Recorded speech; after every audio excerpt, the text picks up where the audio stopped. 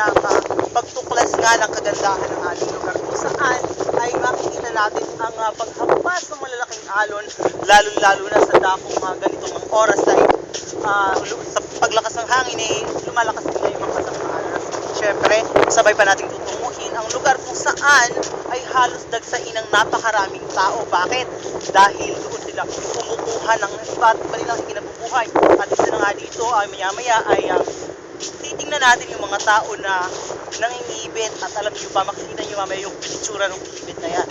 Sabi nung iba, mukha daw linta. Pero, yan, isa napakamahal talaga pala ng kilo yan. At maya-maya nga, ay ating ipapakita yan sa aking pagbabalik. Kasamang Ted.